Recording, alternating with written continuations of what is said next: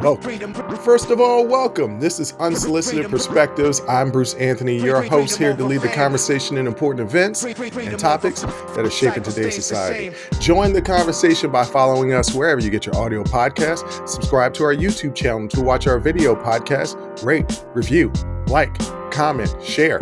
Share with your friends, share with your family. Hell, even share with your enemies. On today's episode, I'm going to be answering a few of listeners' questions. I'm going to be talking about Black movies, more specifically Set It Off, but I'm also going to dive into the new documentary about We Are the World. We're going to talk about Black inventors and what would you do if you were invited to a wedding, but they asked you to pay for yourself. That's enough of the intro. Let's get to the show.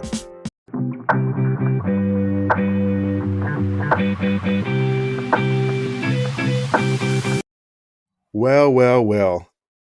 I don't know if you guys are going to be able to hear my air conditioning or fan in the background. Hopefully I will be able to get rid of it in post-production, but I've got to drown out the sound of my annoying neighbor's dog barking. Like the dog just yaps all day long. And I know what people are going to say, Bruce, you're just bitter because you miss crypto. I do miss crypto every single day, but that's not the reason why. Crypto was like a good dog. It didn't like bark all the time.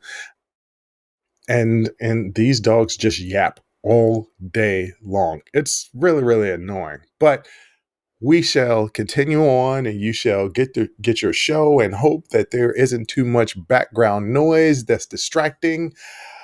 But let's get to the show. So people, like I said, people contact us through DM, through comments on YouTube, or through email. Really a lot through email, especially through our website. There's a little DM messaging on our website where listeners and watchers, audience members, people who enjoy the show can send in show ideas, topics that they want me and my sister to discuss. And they send in questions, and there's a whole queue of questions, and we've done the 50th episode and we've done the 100th episode where we answered some of these questions, but the questions are starting to pile up. So I'm just going to answer 3 of the most frequent questions that we've received in the last 3 or 4 months that we just didn't answer on any one of the shows. Okay. Here we go. So for all those listeners and watchers out there, for all those audience members that wanted to get the answers to these questions, here we go.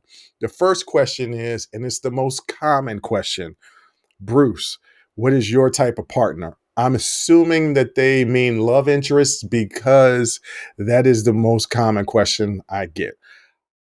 I do not understand why people are so interested in my love life. It is in my personal life. People that are close to me are interested in it. And now audience members. I am appreciative that you care that much to ask me. But what is my type? I will say I don't have a physical type. And there are people that are close to me that are going to say, Bruce, yes, you do. You have a physical type. And I'm like, yes and no, right? There is kind of a blueprint of a type of woman that I am typically attracted to. I'm not going to express that right here, right now. I'm going to tackle what the most important thing to me is. And that's their intellect. I'm like Akeem from Coming to America. I need a woman to stimulate my mind, as my intellect, as well as my loins.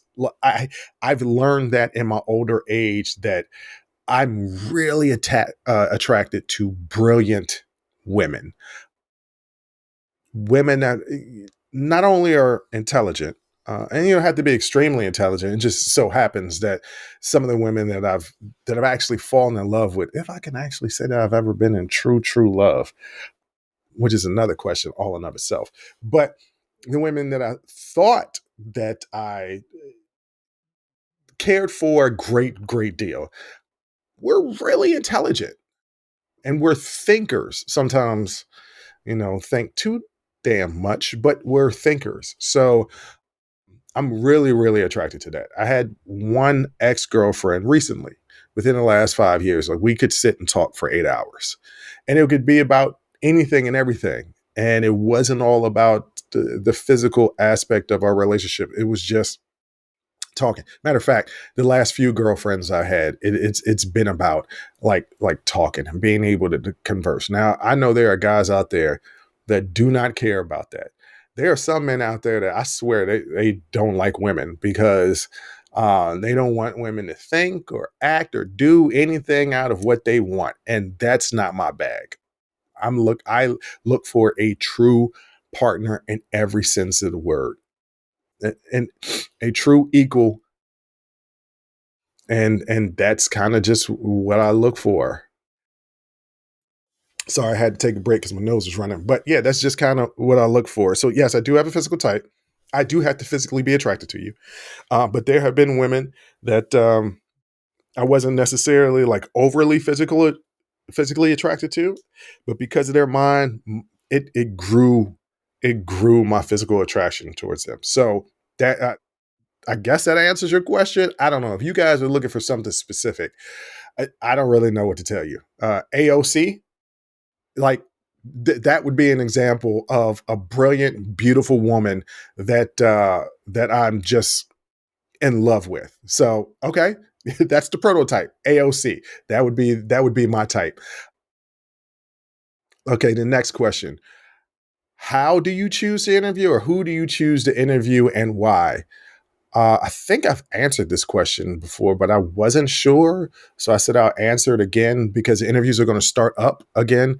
I know this month there were some black facts that I wanted to tackle. And, when I speak about things that are not necessarily to me controversial, but to some people are controversial, I don't really like to have a guest on that episode or attached to that episode because I don't want my words attached to them in any way. And there was a lot of things that I had to get off my chest. But don't worry, we're going back to the interviews next month, March, which is at the end of this week. How do I decide who I want to interview? Easy. Who interests me?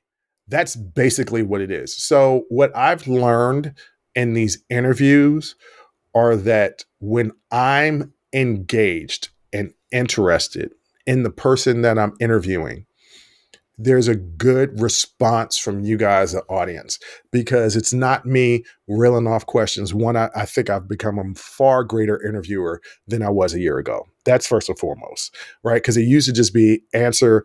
I have these questions. These are the topics I want to discuss. And it would be less of a discussion and more of an interview, which it kind of is, but I want these things to be more of a discussion. So it's just people that I'm interested in. There are a lot of interviews that are in the can that I've told people like, "Hey, I'm sorry. It's not your fault. This interview sucks and it's because of me, and I'm not gonna post it because this is just it's bad. I would love to redo the interview if you have time and it's available, but I'm just not gonna post this interview because it just absolutely sucks."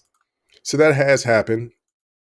But yeah, like I said, when I'm engaged, you can hear the banter, you can hear the conversation, and no, they're not going to be my sister, but it's the same type of dynamic that I do in the sibling happy hour that I want to do with my guests.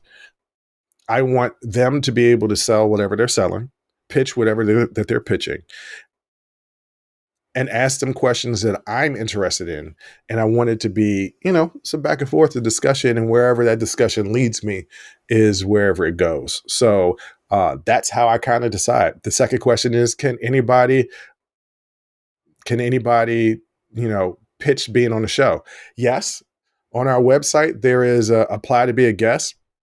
I am doing better at going through those. There's a backlog, and I'm doing better at going through those. I will get to them. I promise you, and you'll hear a response from me either way. But yes, you can apply to be a guest. There's no guarantee I'm going to want you on the show though.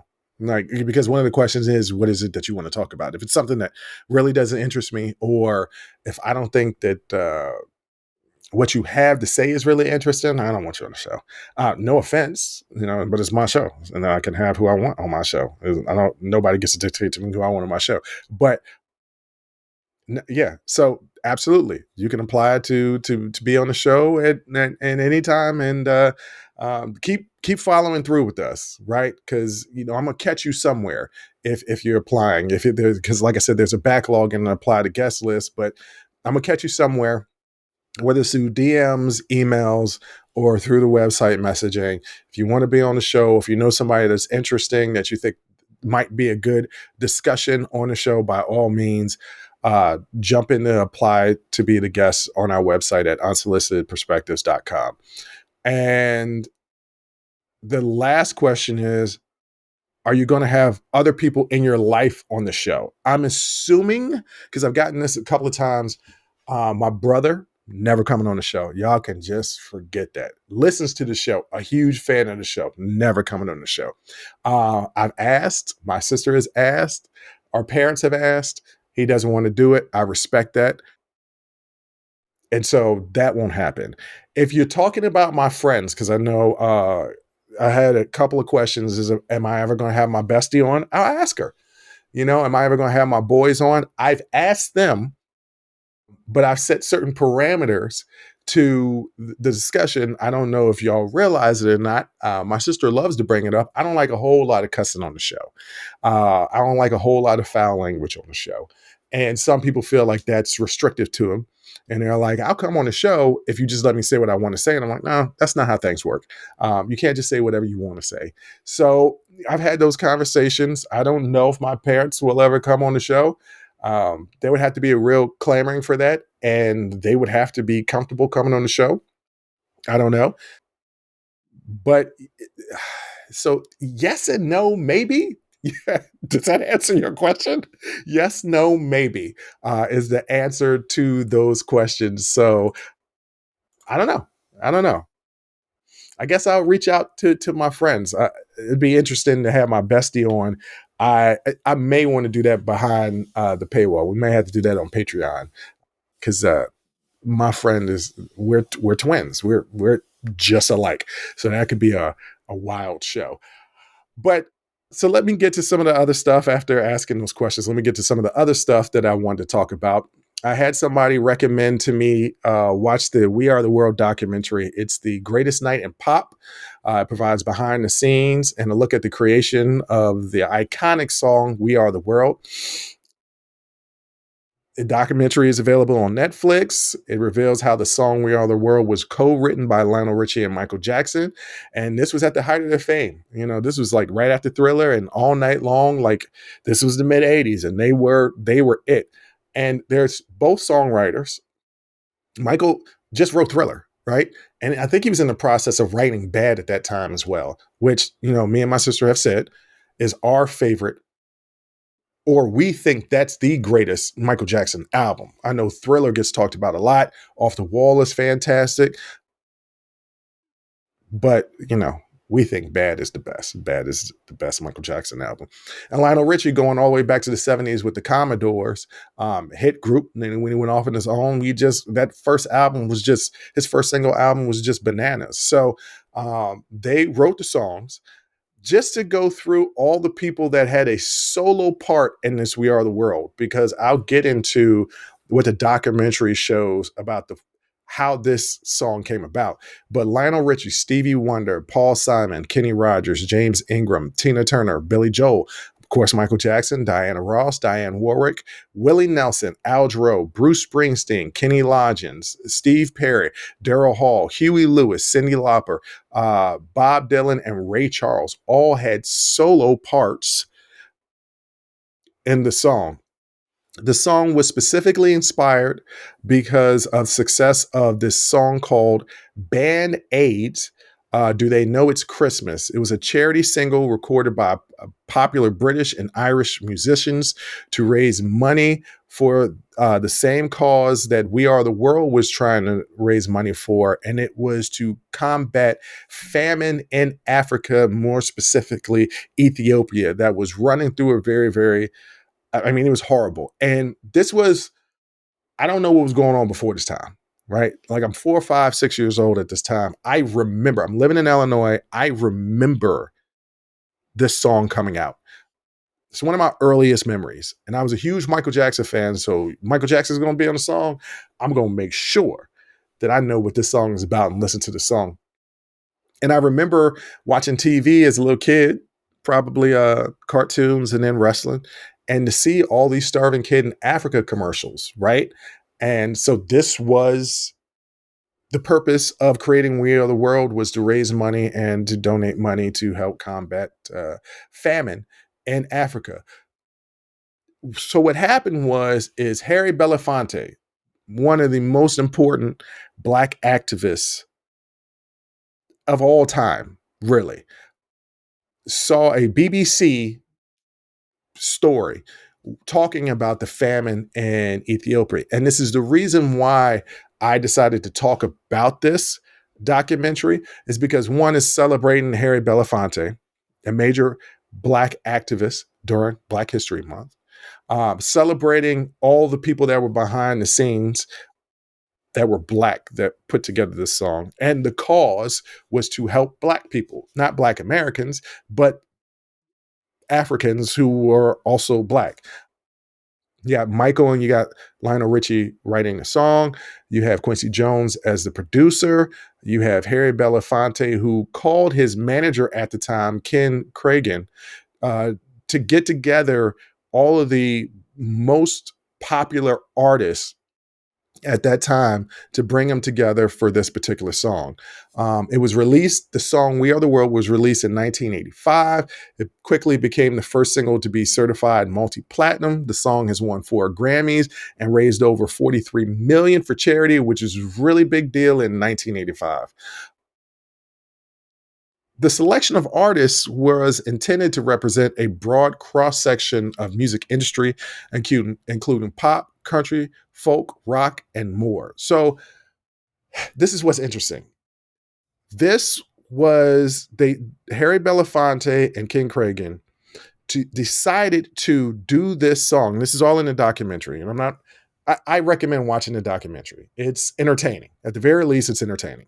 So they decided to create this song, We Are the World, because a lot of, like I said earlier, British and Irish artists had already created this song, Band Aid, to kind of do the same thing, but they were all white. And so Harry Belafonte is looking at this and saying, this is fantastic that we have these British and Irish people that are trying to help Africans. But we, as Black people, should be trying to do more as well. So this was supposed to be kind of like the Black version of the Band Aid. And the producer of the Band Aid song was in a documentary and gave a speech ahead of time before they performed the song or before they recorded the song. So they absolutely acknowledge like they are the catalyst of this cause. We are just trying to do another version. So that's the reason why you have Harry Belafonte reaching out to Michael Jackson, Lionel Richie, and they tried to get Stevie Wonder to help write the song, but they couldn't get a hold of him. But as I'm watching this documentary, I'm noticing something. As I'm running through those long list of people that are participating, that are getting solos, I'm just like, you've attacked a lot of different genres of music, right? Like it was pop, it was funk, it was country, it was rock and roll.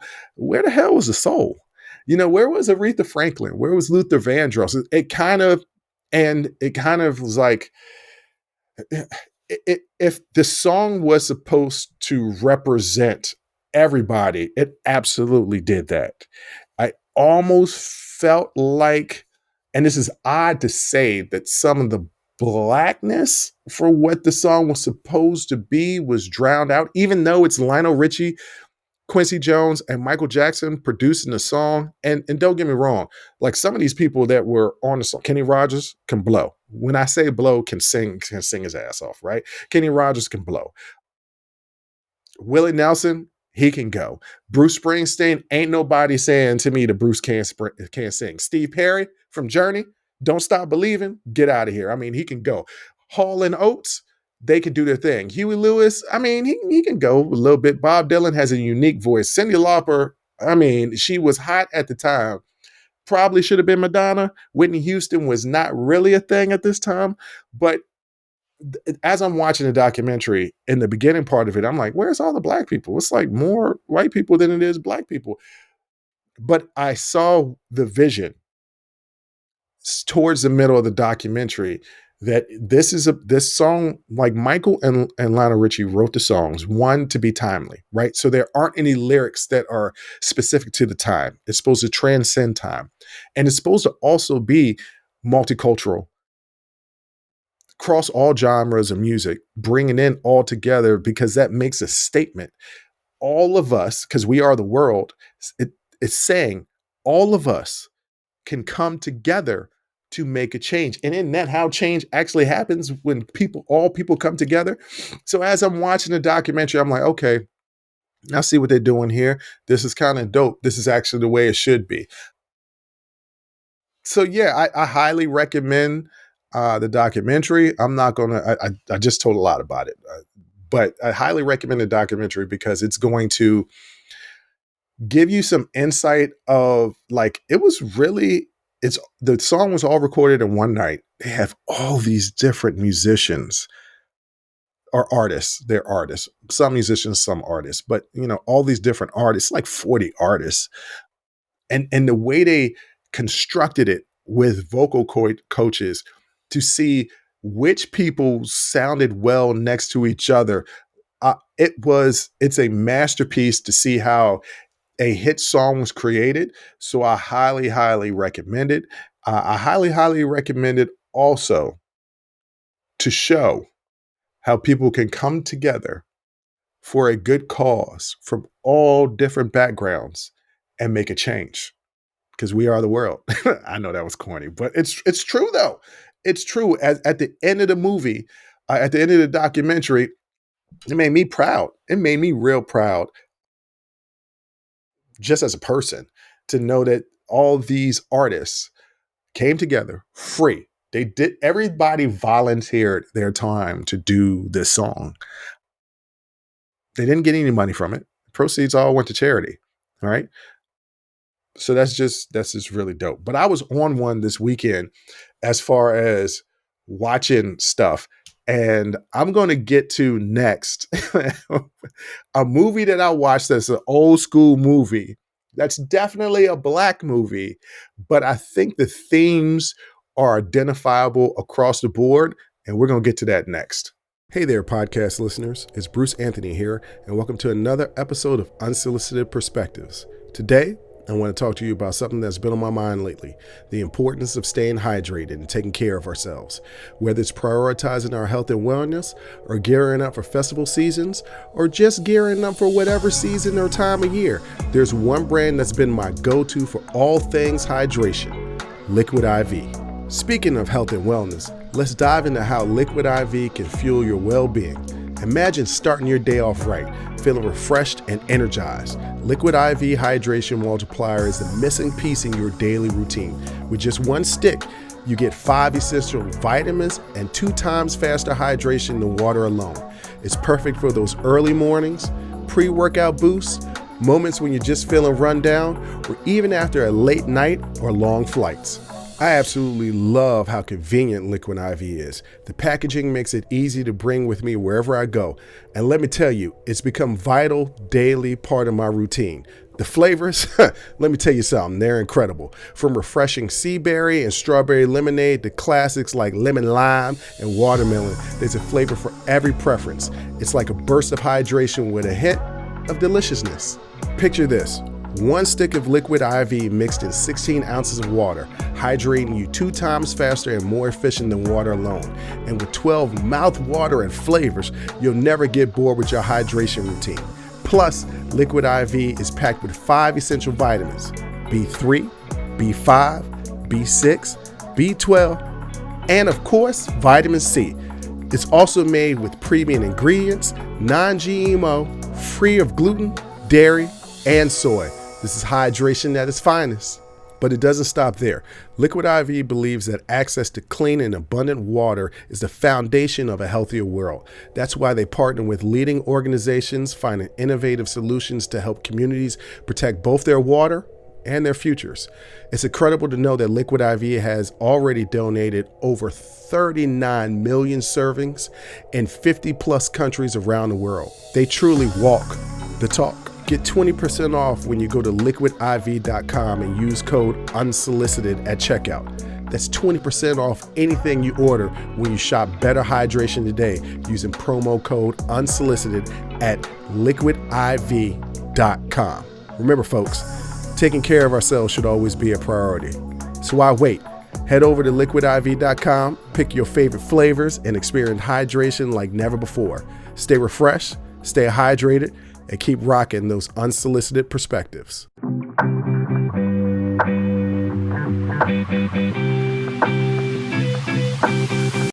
So like I said, I was kind of on one this weekend. And so I watched a documentary. And in the same night, I decided to watch Set It Off. Set It Off is a 1996, yeah, I know, I'm going back, 1996 American heist crime action film. It's directed by F. Gary Gray, also directed the NWA documentary, and I believe no, he wasn't the director of Training Day. That was Antoine Beckwell, whatever his name is. All right, so the plot of the movie. The film follows four close friends in Los Angeles, California, who plan to execute a bank robbery, each doing so for different reasons, to achieve better for themselves and their families. So each has their own, each of these four women have their own reasons for wanting to rob a bank. But the main premise is they just want to do better for themselves and their family. That's really the basic premise of it. The film kind of creates this portrait of their lives that is like they're anti-heroes. And I know they're anti-heroes. That's exactly what they are. I just came on with that right now. They're anti-heroes. There's nothing extremely heroic about them except for the reasons why a few of them are doing the things that they're doing. There is one heroic character, but at the same time, she commits a major crime. So anti-hero. It doesn't, but what they're showing is their lives, and they're kind of backed up against the wall. It doesn't justify bank robbery, but it kind of makes a case that when you mix in desperation and impulsiveness and thrill seeking, yo, you can be pushed to the brink of doing almost anything. The cast was stars Jada Pinkett. Y'all know her as Will Smith's wife. But at this time, she wasn't Will Smith's wife. I don't even think she was dating Will Smith. She was the girl from a different world. That's how I knew her. And I knew she was fine. And I was going back, as I'm watching this movie again, she was real. I mean, she's still fine now. She's aging well. But like, this is before what y'all would deem as this crazy situation between her and Will Smith's life. She's perfectly cast. Queen Latifah, Vivica Fox, and Kimberly Leese. Kimberly Leese is the least known star of this group, but she's the heart of the movie. So, like, I was talking to somebody about watching the movie this past weekend, and I said to them, this was perfectly cast because all four of these actresses are actresses that come from around the way, right? Like, they weren't classically trained in the theater. Maybe Jada was. But they're actresses, but they're also either from the hood or hood adjacent, right? Right next to the hood. Like, they're close to it, they're down. I mean, Queen Latifah, major rap star. Vivica Fox had been doing movies. Like, I think this was definitely after Independence Day, right? Where she was Will Smith's love interest in Independence Day.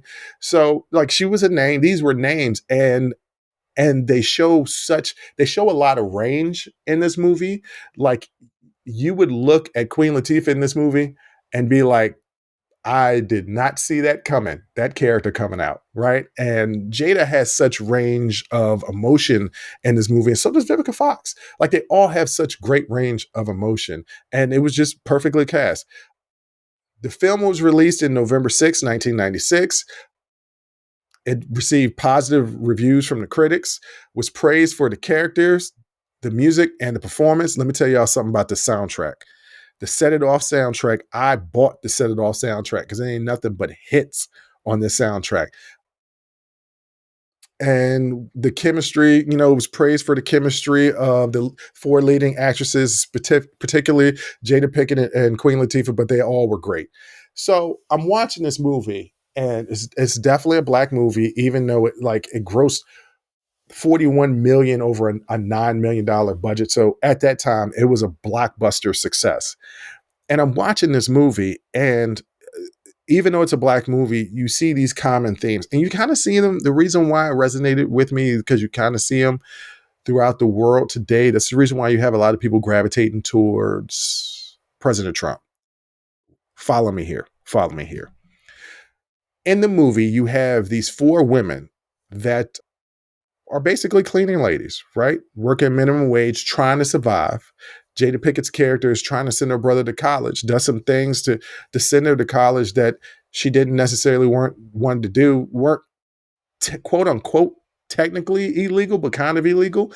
This is before the bank robbery, but it was really all just to help her brother out.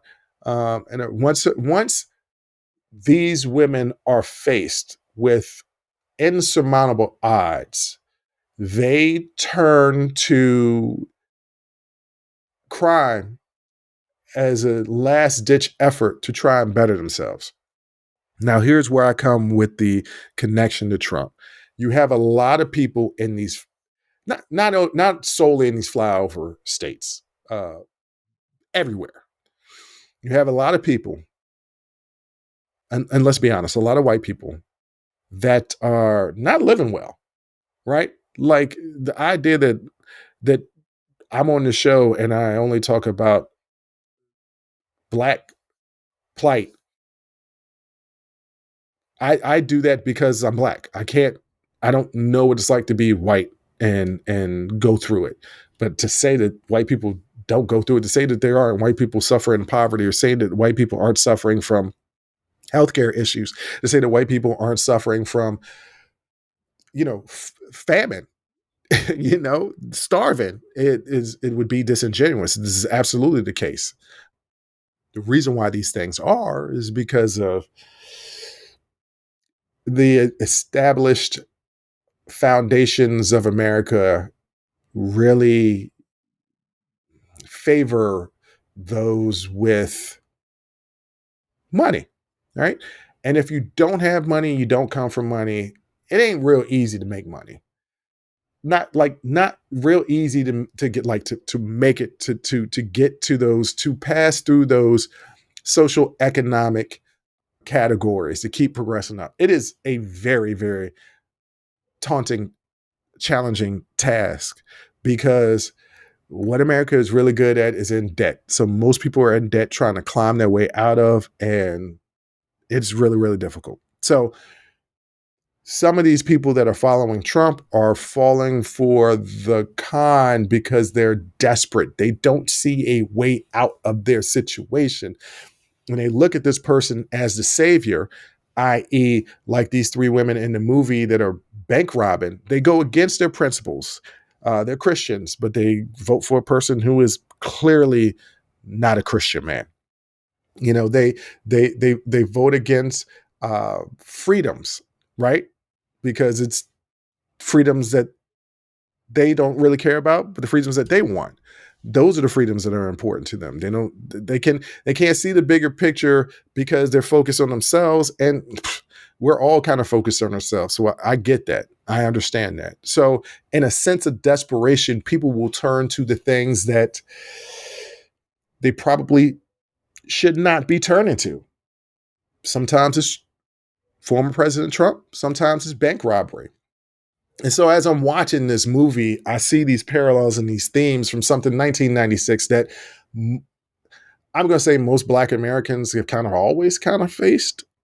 But to say that it's only Black Americans would be just an absolute disservice to not only immigrants that come to this country, to not only white people, to not only Asian people, to Jewish people, to gay people, to anybody in the LGBTQ plus community.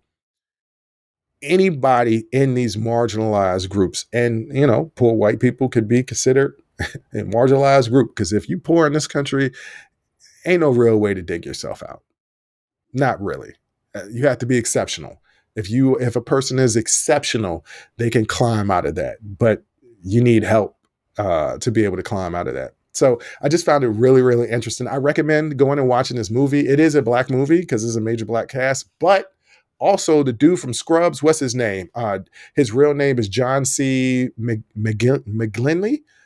He's a detective in this movie. So if you like Scrubs, he's not really funny, but he's serious. It's good. He did a good job acting in this movie. I highly, highly recommend everybody going out there, getting the movie. I don't if you got an Amazon Fire Stick, just yell into it. It's somewhere. I think I saw it on Amazon Prime this weekend for free. I think that's where I saw it. I'm not sure because I have all these different things, but I highly recommend it. It's great acting. You will laugh, you will cry, you will feel.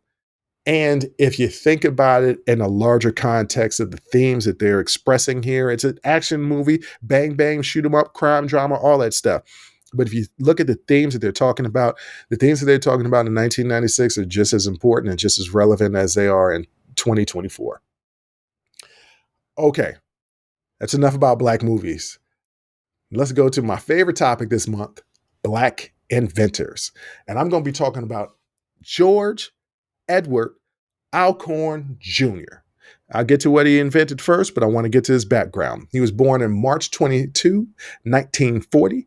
He's an American physicist, engineer, inventor, and professor. He has over 30 inventions and 8 patents, resulting in his induction into the National Inventors Hall of Fame in 2015.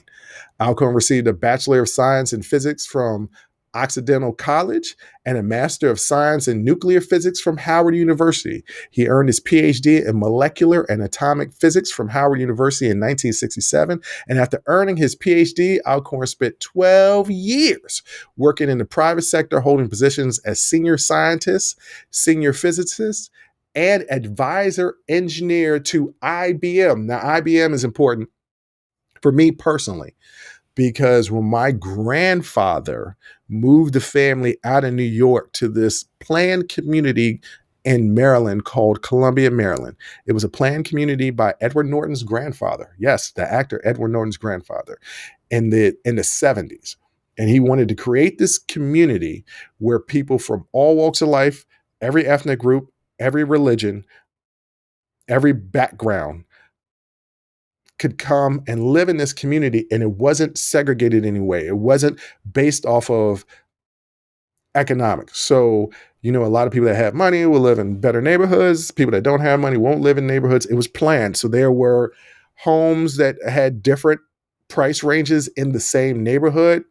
But if you've ever been to Columbia, Maryland, old Columbia, Maryland, every house was kind of not the same. They all had their different aesthetic, but the neighborhoods were really put together really well. Anyway, so yeah, I don't know why I did that aside, but IBM, that's the reason why I did that aside. Sorry, lost my train of thought. ADHD. So my grandfather, because he worked for IBM, got transferred to Columbia. I don't know the exact story. I need to ask my mom, but they moved to Columbia, IBM, and really provided a really great life for my mom. Well, my mom was in a senior high school, but really like her siblings and my aunts who are like my big sisters and close to age. So I was really fascinated to learn like Mr. Alcorn was, or Dr. Alcorn, excuse me, because he has a PhD. Dr. Alcorn was connected to IBM. Anyway, that was an aside. Let me get to his invention. He is best known for inventing the imaging X-ray spectrometer, which earned him the NASA Goddard Space Flight Center Award for Inventor of the Year in 1984. Now, what is the spectrometer? It would be perfect if I could enunciate this greatly, but y'all know I have a speech impediment, so y'all get what y'all get. These are big words. Y'all try saying them. It's tough. This instrument uses thermal magration of aluminum, a major invention in the field. This device helps scientists better understand what materials are composed of when they cannot be broken down. It has wide-ranging applications, including providing information about remote solar systems and other space objects. So basically, this instrument has helped us, one, discover other galaxies, right? Because there are other galaxies out there, other solar systems out there, and what they're made of. So for all y'all women out there, and it's not just women, it's a lot of people, but for all y'all people out there that believe in that witchcraft, y'all know what I'm talking about. That astrology stuff, talking about Mercury is in a retrograde. Neil deGrasse Tyson already said. He said that when Mercury is in retrograde, that don't mean nothing. That don't mean nothing to our bodies, our minds, nothing like that. It has the cosmic world has no impact on how we are doing, like in our own emotions. So that's just some made up stuff that y'all want to believe in to excuse whatever feelings and emotions that you got going on right now. Oh, Mercury is in retrograde. Venus is in downgrade. I don't know what any of that stuff means. But I do know it's witchcraft. Yeah, y'all women be swearing by it. Now, I will say horoscopes, sometimes those things be fitting. I had one friend break down my horoscope, my whatever it is, my numbers or whatever. It was witchcraft.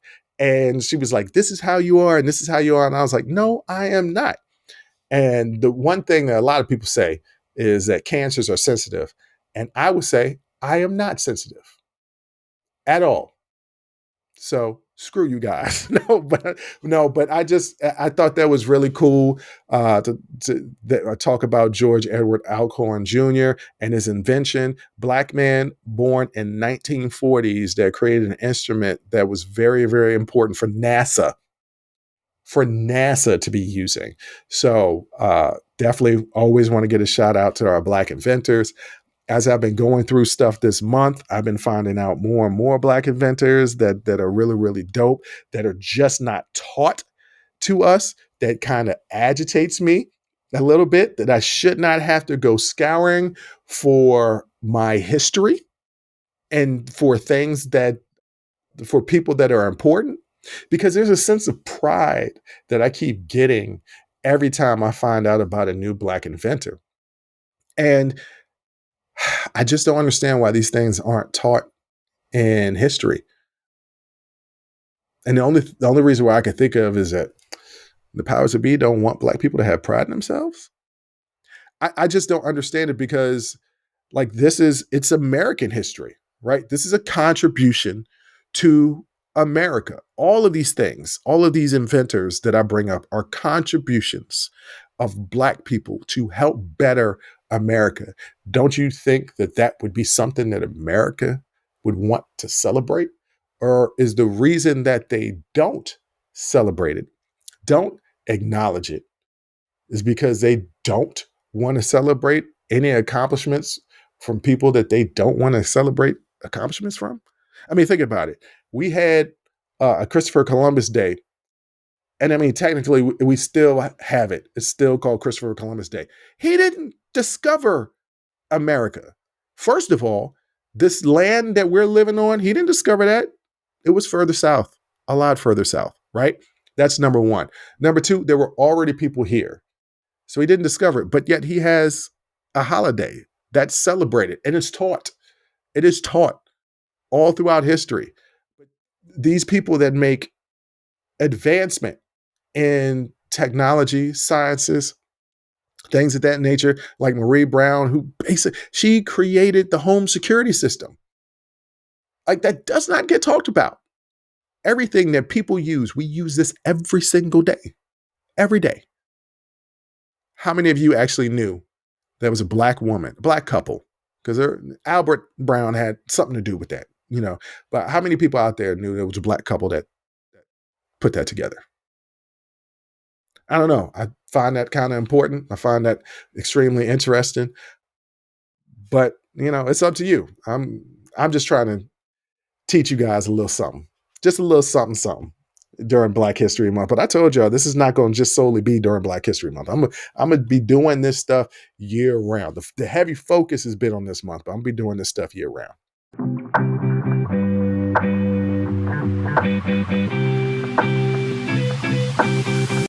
All right.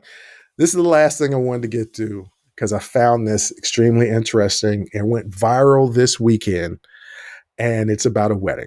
Now, if you're a regular listener to the show or listener or watcher to the show, you know that at one time I was once married.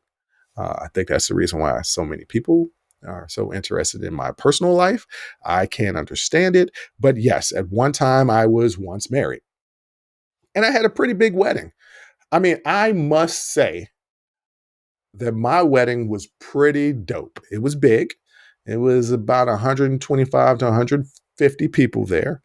It was at it's not necessarily a resort, but it was at a kind of a venue that's on the water, not too far here from DC area, because we got water everywhere. So it was on the water. It was beautifully done, catered well. The food was good.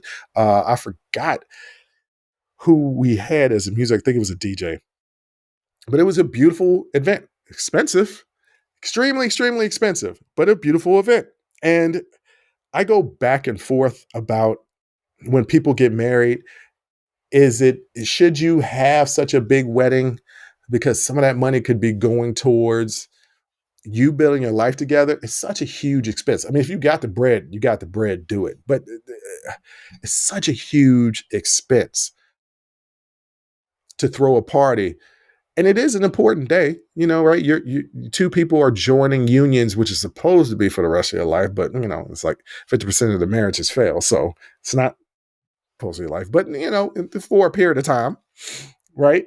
And you want to celebrate that. But at what point does the cost of the wedding outweigh the significance of having a big party?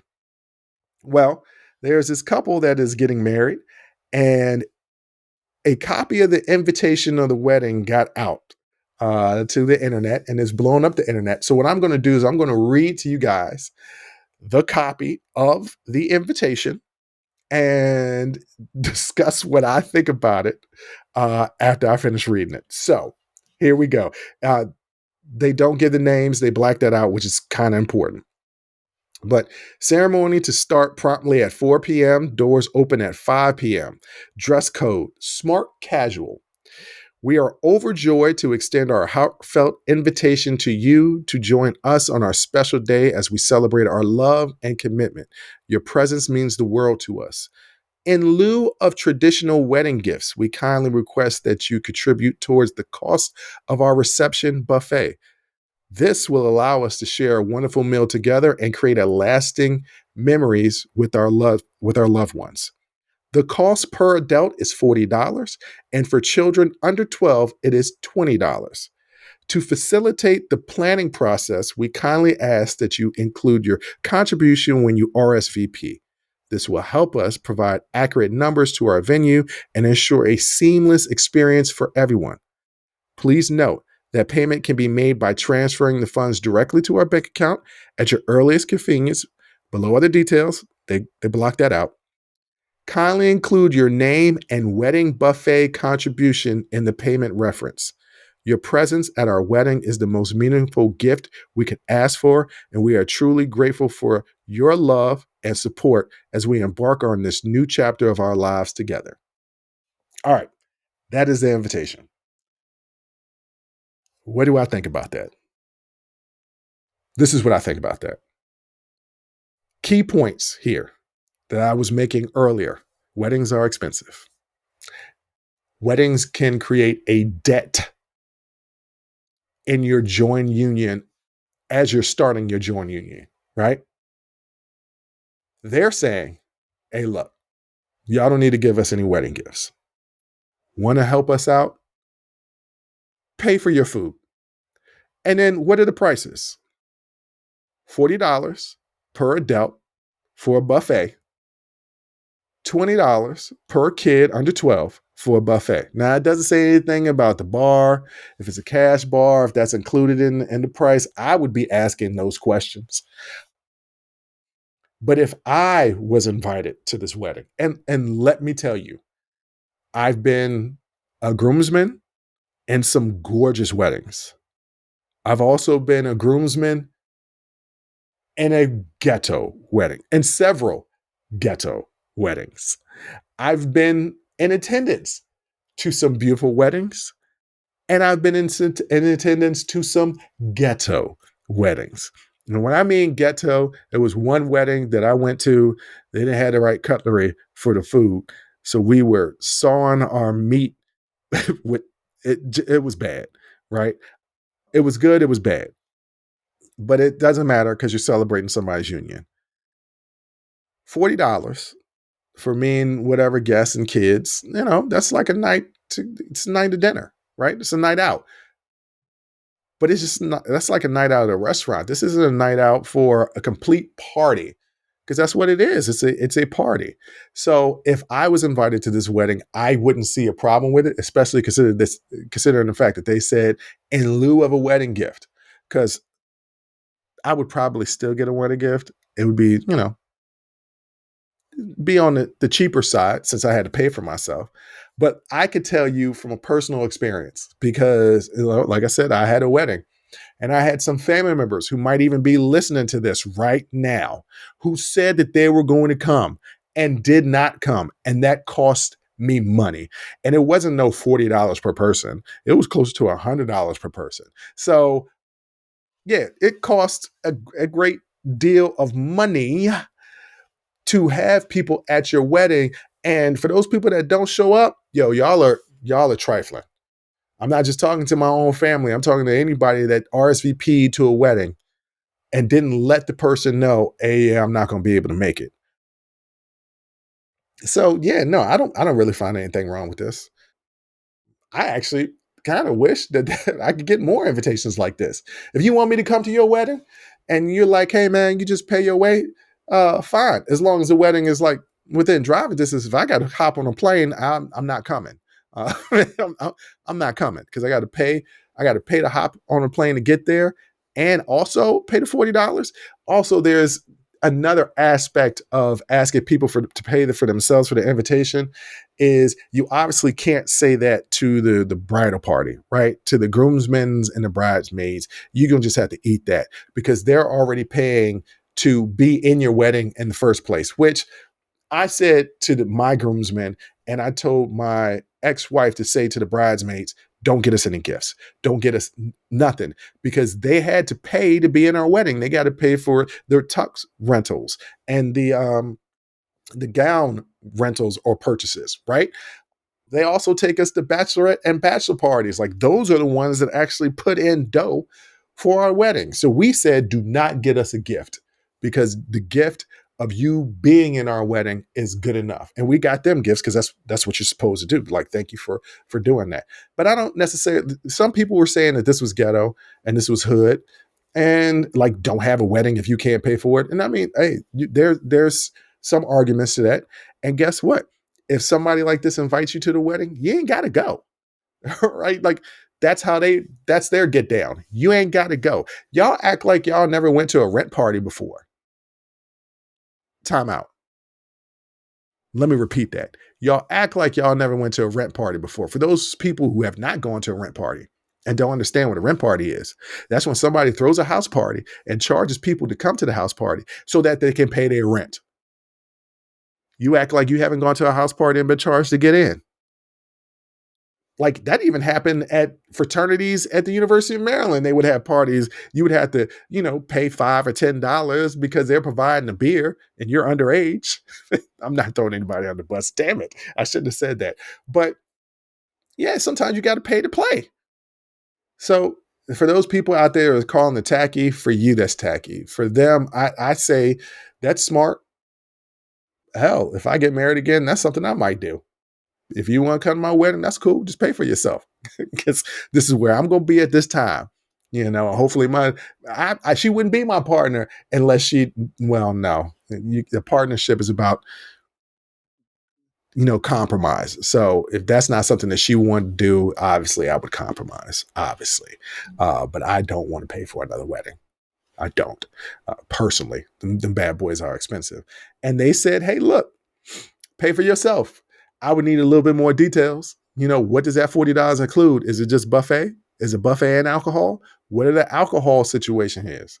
That's what I want to know because that's the most important thing to the wedding is alcohol. I went to a wedding one time and they didn't have any hard alcohol. All they had was beer and wine. And I'm like, I don't drink either one of those things regularly. I drink tequila. So what am I going to do? Kind of wish I knew this beforehand. I would have brought my flask. So, but it was still a dope wedding. So I had a good time. Loved the couple. Was happy that I was there. So, everybody has a different way. You celebrate how you want to celebrate. It's supposed to be your day, not for other people.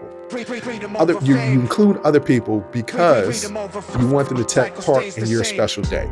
You ain't got to do nothing. I was talking to somebody earlier today about this. Other people's opinions and thoughts should not matter to you.